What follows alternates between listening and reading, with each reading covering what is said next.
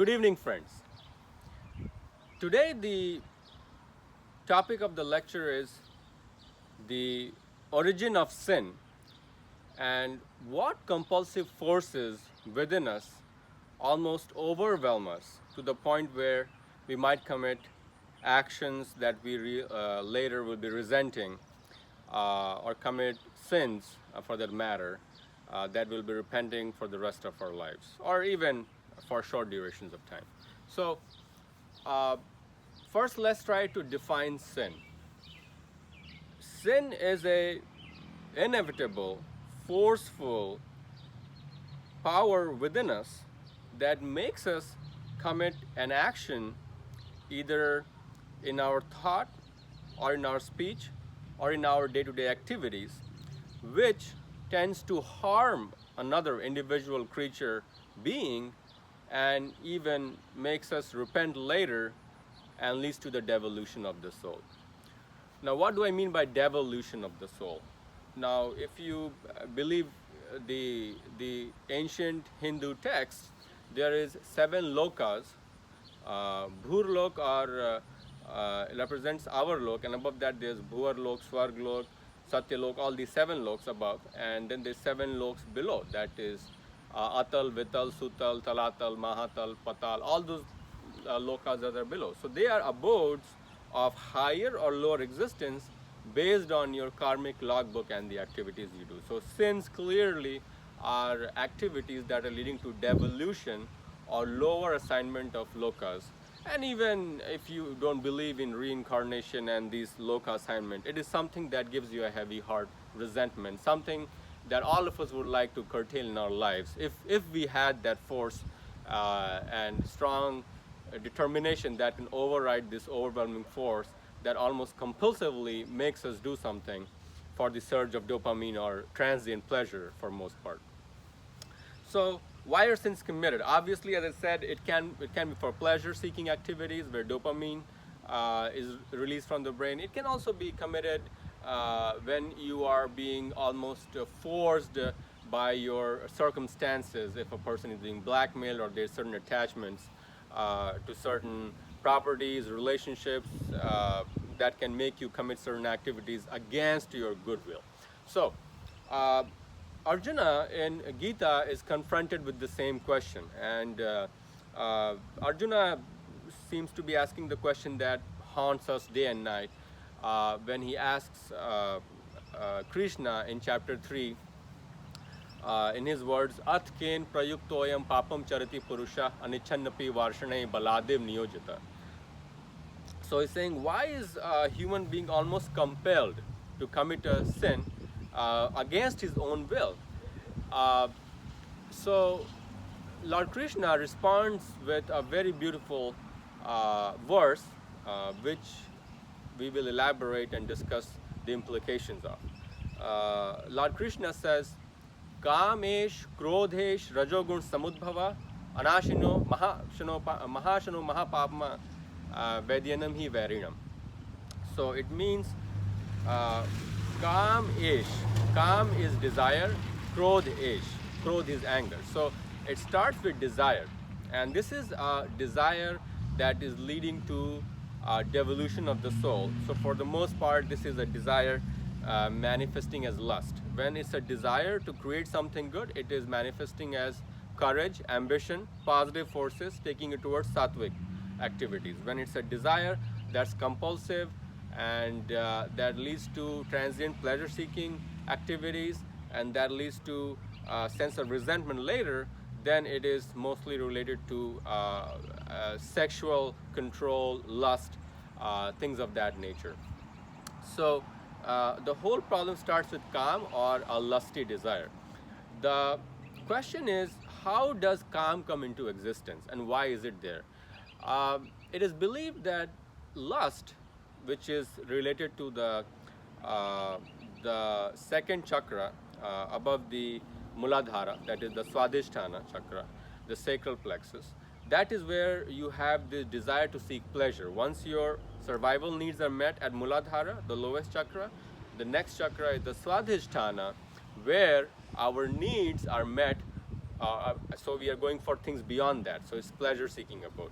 So that is lust. But if you look at anhata, that is the heart chakra. That's the unconditional love. So the lower version of love, if you will, is lust. And obviously, it's still a emotion that we want to remove from our existence.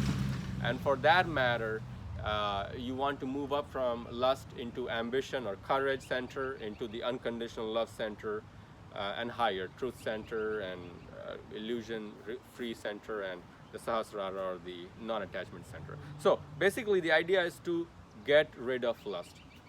And lust is existing because of the manas component of the brain, if you will.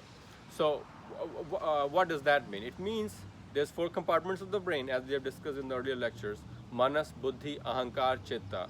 Manas is your active thought processes that are occurring in the brain, probably in the neocortex or in the amygdala, when it's emotional thoughts or reasoning thoughts. And your buddhi is the delineating intellect, which is helping you consolidate whatever you believe in through manas. So it will help it manifest and let all your mechanisms of thought, intellect, reasoning come together to make it manifest and reach your goal as perceived in manas. And chitta is, of course, when it subsides and sits in the warehouse of memories. That's chitta. Ahankara is the ego. So we have to control the thought processes in manas. How does that come into existence? How does manas end up creating calm or desire? The answer to that is lying in chapter 2, where Krishna says, Dhyayato Vishayan Punsa Sangesh Teshu Upajayate, Sangat Sanjayate Kama, Kamat Krodha Vijayate, Krodhat Bhavati Sammoha, Sammohat Smriti Vibrima, Smriti Bhanshat Buddhi Nasho, Buddhi Nashat Pranashyati. So basically, he says there's a sequential flow in which we are getting into this end problem of calm, which is starting with repetitive thinking. So everything begins in a thought process. Even if you think about committing a sin, that itself has been the contemplation mode of committing the sin. So dhyayatu, or repeated thinking, is what you have to break, the cycles of thinking about committing a sin. So to break that, you have to ideally engage in dhyan yoga or meditation to rational it out. But if you are weak and it kind of just overwhelms you, then probably karma yoga, or doing activities that are distracting you away from this constant contemplation, will be the way to do. So karma yoga, I mean charitable activities, doing satsangs, sadhanas, things like that. So dhyayato vishayan punsa sangesh teshu vijayate sangat sanjayate kama. So repeated thinking will create kama, or lust, and lust will create anger. Obviously, when you have a lust feeling that is not met, you have a lot of energy that is pent up inside you, and that manifests as anger. And anger, when it goes down even more, it becomes attachment. So you always see that the Lord always mentions it in the sequence steps of Kam, Krodh, Lobh. Even when he mentions like Trividham Narkasyedam Dwaram Kamesh Krodesh, he will always mention it as lust, Kam, then Krodh, anger, and then greed. Those are the three sequential steps in which the devolution of the soul happens, in which we will be reincarnated into lower lives, or just feel pretty pathetic and miserable about our activities and existence. So my friends, I would like to conclude with one of the beautiful statements made by Oscar Wilde, and I kind of heard about it in actually House of Cards, when Kevin Spacey says, everything in this world is about sex, except sex. Sex is about power. So the profound nature of this statement needs to be understood. Everything that people are doing is to get this compulsive, forceful Maya force of sex, because sex will get you other individuals in the world who can manifest their karmic logbook and go ahead in lives. So that's the primitive biological urge to procreate that is channeling through the medium of sex. But in that mode, we are losing a lot of our energy, because every time you're getting trapped, if you are going at a higher level of Manipura or Anhata chakra, you are going to drop down again because of the sexual activity into the level of sacral plexus. So it kind of contains you and prisons you at that level. So the way, and of course you're losing all these minerals and oligosaccharides, fructose, whatnot, which are vital nutrients. So there is no such thing as casual sex. Sex is always going to have long-term repercussions in terms of changing the neuronal circuits in our brain by creating dopaminergic new neuronal tracts, creating attachment, anger, anxiety, because there's a lot of pent-up frustration, oftentimes because of either of sexual expectations, performances, sexual partners that we kind of interact with or we wanted to interact with and did not end up interacting. So it's kind of a devolving spiral down the rabbit hole that you want not to engage in with in reckless manners at least, and probably use it in the better way of building relationships with the person you are really in love with. And I always tell people, if they are really in love with someone, they should, when they say that we are really in love with each other, we are soulmates, try living with them without practicing sex for a certain period of time to see if your Anhata chakra can override your Swadhisthana chakra. Your heart plexus, unconditional love, the soul bond building, can overcome your Annamay Sharir, or the outermost Thul Sharir energies contained in the sacral section. So it's very important to understand that the three areas where calm is residing are your senses, be it the karmendriya or the gyanendriya, the organs of procreation, action, or the organs of sense reception, the mind, and the buddhi being the intellect. So, indriyani manobuddharasya adhishtan muchyate,